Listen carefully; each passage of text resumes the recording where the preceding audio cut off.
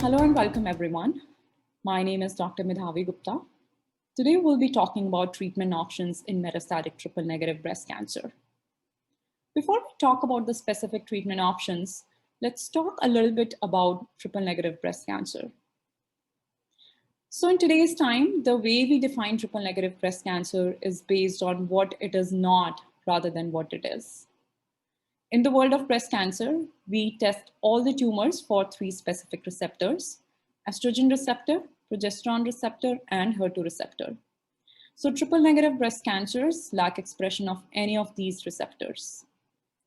They account for approximately 15% of all breast cancers. They are more common in younger women, especially women less than 40 years of age, African American women, and patients who have BRCA mutations, especially BRCA1 mutation. These tumors have aggressive biology and therefore have a worse prognosis as compared to other breast cancer subtypes. They tend to relapse early, especially within the first 3 years, and they are more commonly associated with visceral mets.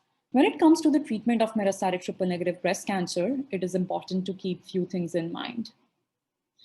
Firstly, whether the tumor is PD-L1 positive or not. The reason this information is important is because PD-L1 positivity determines whether the patient is a candidate for immunotherapy or not.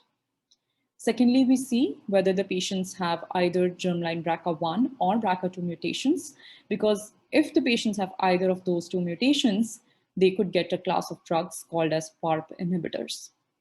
Thirdly, if the patients previously had localized triple-negative breast cancer, it is important to see what were the previous lines of therapies that the patients got, because that will determine the treatment in the metastatic setting. Last but not the least, we see what is the functional status of the patient, because that can help us in estimating what therapies the patients can handle or not. Historically, the treatment options for metastatic triple-negative breast cancer were very limited. But in the last few years, we saw addition of several new drugs. To talk about those agents, we have a very special guest today, Dr. Aditya Bardai. Dr. Bardai is a breast medical oncologist at Massachusetts General Hospital. He is also an assistant professor with the Harvard Medical School. Dr. Bardai, thank you for joining us today. Thank you for having me. So let's move on to the next class of drugs that are targeted agents. So the class of drugs we're going to talk about are called as PARP inhibitors. So this is an interesting class of drugs. So what happens is whenever there is any break in the DNA, PARP is a very important enzyme that comes at the site of DNA damage. It recruits the proteins that are needed to repair the DNA and does its job. However, in the presence of PARP inhibitors, PARP is not able to repair the DNA, and that leads to cell death. So one of the first PARP inhibitors that was approved was olaparib. It was approved in January 2018 for patients who had germline BRCA mutations and had received previous lines of therapy. The trial that led to its approval is called as Olympia trial. Dr. Bardai, could you please talk about this trial?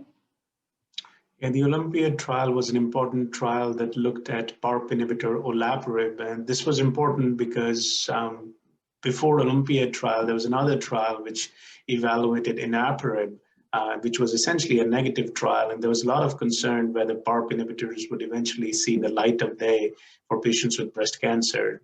Olympia trial convincingly showed that the use of olaparib is associated with improvement in progression-free survival.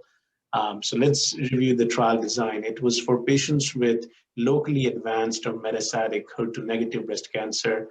Even though it's a PARP inhibitor, it required patients to have germline BRCA1 or 2 mutations, and patients could have received up to 2 lines of prior therapy. In the trial, patients were randomized to receive olaparib, the PARP inhibitor, at 300 milligrams twice daily versus chemotherapy of physician's choice, which could be capecitabine, eribulin, or vinorelbine. In terms of the trial data, it was a positive trial. It was presented at the ASCO plenary session a couple of years ago.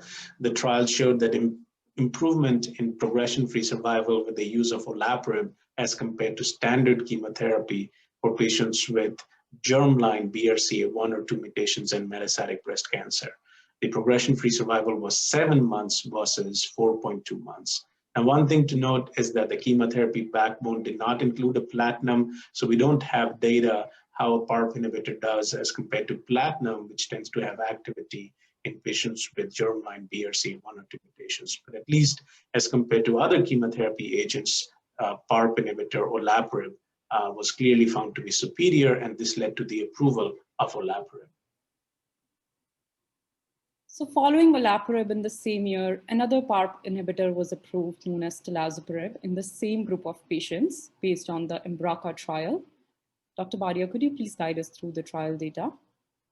The EMBRACA trial was similar to the Olympia trial, that it included patients with germline BRCA1 or 2 mutations, and patients with metastatic breast cancer were randomized to receive telosorab, which can be given once a day, 1 milligram once daily, versus chemotherapy of physician's choice, and was pretty much the same: capecitabine, eribulin, gemcitabine, or vinorelbine. Again, this trial also did not include a platinum. And in terms of the data, the trial was positive, demonstrated improvement in progression-free survival, 8.6 months versus 5.6 months with standard chemotherapy. And this led to the approval of telosorab for patients with germline BRCA1, 2 mutations and metastatic breast cancer. So one good thing about these therapies is that they are pills and not IV. Could you tell us about the common side effects associated with these two agents? Yeah, both olaparib and telosorab are associated with myelosuppression, so anemia, thrombocytopenia, that tends to be a common side effect with these medications. The other side effect that we've seen includes nausea. Usually not that bad. Patients don't need anti-nausea medications, but sometimes it can be severe, but definitely much easy to tolerate as compared to chemotherapy. It's oral. During the COVID pandemic, when we were looking for oral options, it was great to have a PARP inhibitor as an option for patients with germline BRCA1, 2 mutations. Two additional things I would say is that these trials only evaluated patients who have germline BRCA1, 2 mutations. There's also interest in looking at these drugs for patients who have somatic BRCA mutation. There was a study presented last year at ASCO, which showed that at least a subgroup of patients with somatic BRCA1 or 2 mutations can derive benefit with PARP inhibitors. And the second is, more recently, it was announced that the adjuvant trial with olaparib was positive. And once we see the data, and if that's approved, it would give an option to use a PARP inhibitor for patients with localized breast cancer who have germline BRCA1, 2 mutations. So as we discussed in immunotherapy, it's good that we have two different choices. When you have a patient in a situation like this who has germline BRCA1 or 2 mutation, how do you decide between the two agents? It's good to have options. These are both drugs that are very effective. Minor difference: one is twice a day, one is once a day.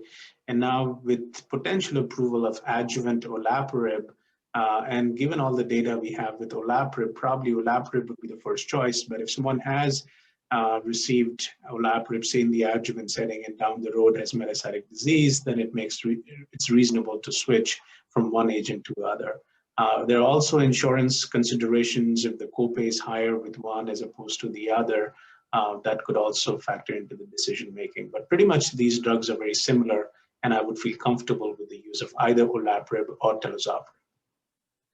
Are there any patients in your clinic in whom you consider using these agents as a first-line treatment, as a frontline therapy, as opposed to subsequent lines of therapy? Yeah, sometimes patients who have PD-L1 negative metastatic triple-negative breast cancer who prefer oral therapy, I would consider PARP inhibitor even as first line. But for PD-L1 positive metastatic triple-negative breast cancer, I generally tend to use immunotherapy because that's also associated with improvement in overall survival. And multiple studies have shown that immunotherapy tends to work better in earlier lines than later lines. But outside of that, if a patient is interested in a PARP inhibitor, I would simply consider them.